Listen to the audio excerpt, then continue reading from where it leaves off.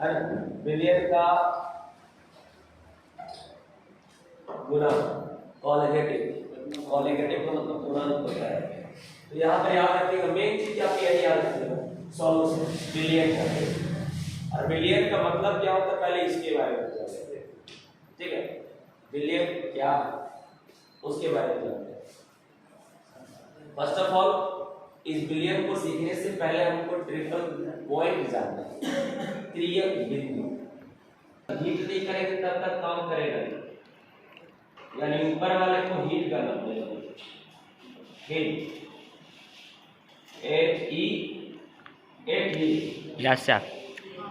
यानी उष्मा। और नीचे वाले प्रोसेस को करना पड़ेगा मुझे कूलिंग, कूलिंग करना पड़ेगा। Cooling C cooling C O double L I J C double L I जे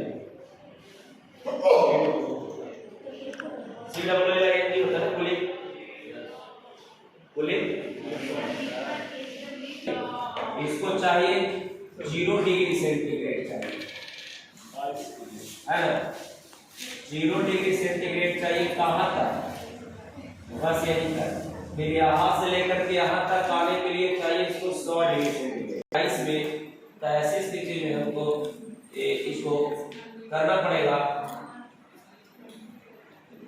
बिल्कुल से 0 डिग्री, समझ गए बात को। 0 डिग्री टेम्परेचर चाहिए। आप सीधा सिंपल सा बात याद रखिए ना यहाँ पे, यहाँ से लेकर के यहाँ तक इसको चाहिए कितना, 100 डिग्री सेंटीग्रेड चाहिए। और इसको चाहिए कितना, इधर से इधर की ओर आने के लिए 0 डिग्री चाहिए टेम्परेचर। यदि केल्विन में देखें 0 डिग्री सेंटीग्रेड और केल्विन में देखें तो 275 केल्विन चाहिए, 75 केल्विन चाहिए, इतना चाहिए। अब एक बात याद रखें, जब आइस से वाटर में जाएगा तब मेल्टिंग कर लेगा, मेल्टिंग करते हैं, मेल्टिंग। और मेल्टिंग का हिमांक होता है, सॉरी गलनांक होता है,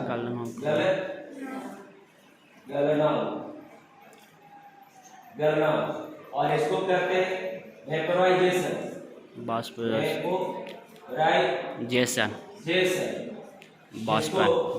वाष्पीकरण कहते हैं, वाष्पीकरण। लेकिन जब वेपर से हमको वाटर मिला जाए तो कंडेंसेशन की आवश्यकता पड़ता है, कंडेंसेशन, संघनन। अब कंडेंसेशन का मतलब होता है संघनन। फिर यदि हम यहाँ पर देखें कि जब वाटर से आइस में आना तो इसके लिए चाहिए क्या, इसको चाहिए freezing, freezing A for double E Z freezing, A for Z freezing. Freezing का होता है हिमांक, हिमांक होता है फ्रीजिंग हो गया।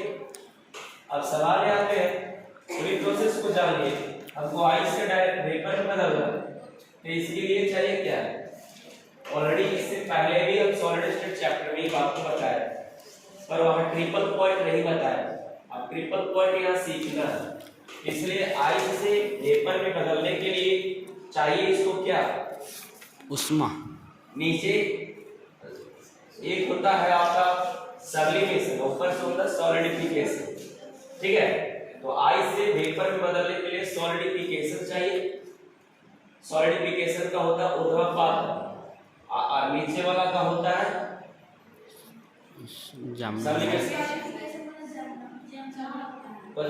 स्टेबलाइजेशन। सॉलिडिफिकेशन मतलब नीचे वाले का सॉलिडिफिकेशन, ऊर्ध्वापात। तो ऊपर में हो गया सब्लिमेशन, सब्लिमेशन। और सब्लिमेशन का होता है ऊर्ध्वापातन, ऊर्ध्वापातन।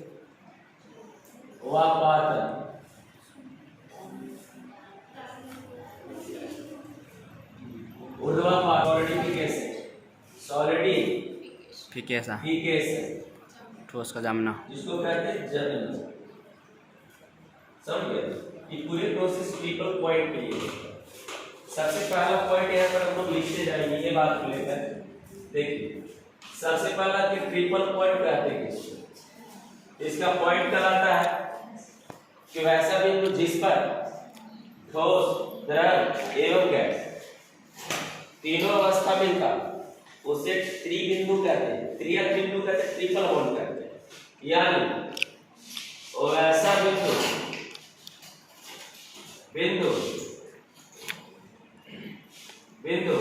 जिसमें जिस पर तीनों अवस्था क्या भाई, ठोस, द्रव गैस मिलता हो उसे क्या कहेंगे, त्रियक बिंदु कहते हैं। पहले कहते हैं ये त्रियक बिंदु हो गया, ठीक है। तीनों जब मिल जाता है तब। और यदि मैं यहां पे बात करूं कि ये त्रियक बिंदु होने के लिए कितना से कितना टेम्परेचर चाहिए, तो सिंपल सी बात कि ठोस से जब वाष्प में बदलना या ठोस से जब गैस में बदलना हो तो चाहिए टेम्परेचर 0 डिग्री से 100 डिग्री सेंटीग्रेड, यानी 0 से 100 डिग्री सेंटीग्रेड चाहिए ना। यानी कह रहा है क्या कि ठोस से गैस में परिवर्तन होने के लिए टेम्परेचर चाहिए कितना, 0 डिग्री से लेकर के 100 डिग्री सेंटीग्रेड चाहिए।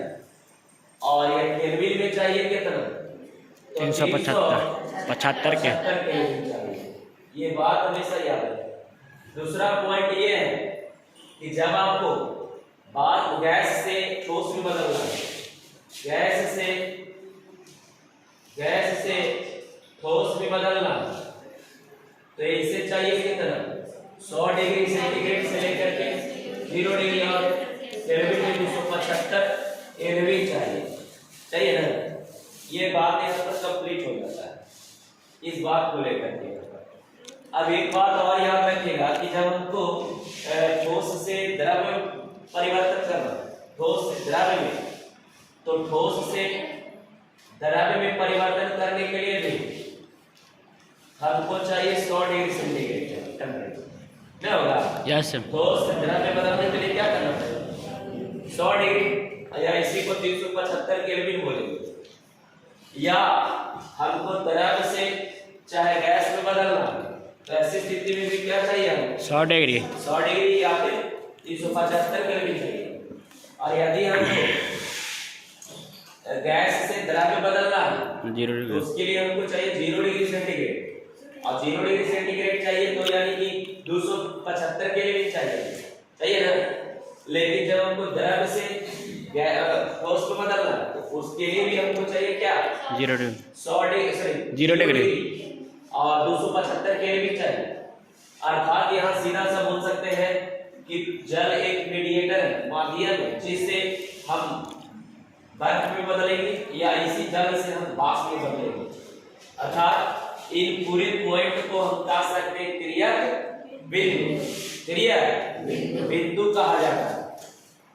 और तब हमको पता होगा यहाँ त्रियक बिंदु से कि ये जल ही सब कुछ कर रहा है, जल से बर्फ भी बन रहा है, जल से वाष्प भी बन रहा है, ठीक है। अर्थात जल एक माध्यम जो तैयार करता है मिश्रण को और तैयार करता है विलयन को। समझ गए बात को। यहाँ दो चीज निकल करके आता है, एक पहला मिश्रण तैयार होता है और दूसरा जिसे हम विलयन कहते हैं, अर्थात विलयन का निर्माण होता है। तो हम लोग यहाँ जानने वाले हैं अब कि कॉन्सेप्ट और सॉल्यूशन के बारे में, कि मिक्सचर किसको कहते हैं और सॉल्यूशन किसको कहते हैं। अर्थात यहाँ बिल्कुल सिंपल सा पॉइंट, तो ये बात को ध्यान में रखिएगा है कि मिक्सचर क्या है, मिक्सचर किसको कहते हैं, अर्थात इसे हिंदी में मिश्रण कहते हैं, मिश्रण। तो देखो बच्चों, मिश्रण में कहता है क्या कि वैसा पदार्थ या वस्तु जिसे समान या असमान अनुपात मिलाया जाता है तो उससे बने हुए वस्तु जो होता है वो मिश्रण कहलाता है। जैसे कि मैं बोलूं बालू को जब तुम जल के साथ मिला रहे हो तो क्या यह मिश्रण तैयार नहीं हुआ? Yes sir. बालू एक का क्या है दोस्त? जल क्या है? द्रव्य। इसको मिला रहे हैं, इस समान में मिलेगा क्या? समान में। असमान में। असमान में मिलेगा ना। लेकिन मैं कहूं कि दूध को जल के साथ मिला रहे तो समान किया समान समान, यानी कि जो मिल जाए भूल जाए जरा में दिखे ना वो गए समान, और जो दिख जाए जो ना भूले वो गया समान। तो यहाँ मिश्रण भी यही कह रहा है कि मिश्रण जो है बालू प्लस जल, दूध प्लस जल, मिट्टी प्लस जल, तेल प्लस जल, ग्लूकोज प्लस जल, ये सब मिश्रण कहलाता है। मिश्रण कहते हैं, समझ के बात को। इसको मिश्रित कहा जाता है। जैसे में नमक को जल के साथ मिला रहे या जल को नमक के साथ मिला रहे या जल को चीनी के साथ मिला रहे, समझ के बात को। तब मिलाने की प्रक्रिया को ही मिश्रण कहते हैं। क्या कहते हैं? मिश्रण कहते हैं। अब सवाल यहाँ पर कि मिश्रण को ना दो भाग में बांटा गया है। एक, सबसे पहला जब समान अनुपात में मिले तो समांगी मिश्रण, समांगी मिश्रण कहते हैं, अर्थात इसे होमोजेनियस मिक्सचर कहते हैं। होमोजेनियस मिक्सचर कहते हैं, समझ गए बात को। और दूसरा वेशमांगी मिश्रण कहते हैं, जिसको हेट्रोजेनियस कहते हैं। हेट्रोजेनियस मिक्सचर कहते हैं, मिक्सचर कहते हैं, समझ गए बात को। अब देखिए समांगी मिश्रण का मतलब क्या होता है?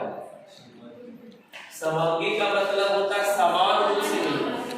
आप ऐसा मिलाओ जिसमें पता ही नहीं चले कि उसमें कुछ मिलाया भी गया है। जैसे कि आप यहां देखो कि जब आप नमक को जल के साथ मिला रहे तो पता चलेगा नहीं। जल को नमक के साथ मिलाओ पता चलेगा नहीं। जल को चीनी के साथ मिलाओ पता चलेगा नहीं। दूध को जल के साथ मिलाओ पता चलेगा नहीं। तो हो गया समांगी मिश्रण, यानी वैसा मिश्रण जिसमें दो अवयवी पदार्थों को समान अनुपातों में मिला दिया जाता हो तो उसे समांगी मिश्रण कहते हैं। और विषमांगी मिश्रण तो वैसा मिश्रण या वैसा पदार्थ जिसे या वैसा मिश्रण जिसमें दो अवयवी को असमान अनुपात में मिलाया जाता हो। असमान अनुपात के मतलब क्या हुआ? जो बराबर नहीं है ना। अब बराबर नहीं हो के मतलब समझ गए ना। जैसे बालू और जल मिलाएंगे तो बालू अलग दिखेगा और जल अलग दिखेगा, है ना। यदि मैं बात करूं मिट्टी और जल तो मिट्टी अलग दिखेगा जल अलग दिखेगा। मैं बोलूं कि तेल प्लस जल या जल प्लस तेल तो तेल अलग और जल अलग, तो उसको कहते हैं विषमांगी मिश्रण। बात समझ में आया? इस बात को बिल्कुल ध्यान में रखिएगा। अब सवाल यहाँ पर से है कि सॉल्यूशन किस प्रकार का है। चलिए सॉल्यूशन किस प्रकार का है? मिश्रण मिक्सचर किस प्रकार का है सॉल्यूशन? तो याद रखना बच्चों कि जो सॉल्यूशन है उसको होमोजेनियस मिक्सचर कहा जाता है, यानी सॉल्यूशन को ही होमोजेनियस मिक्सचर के नाम से जानते हैं।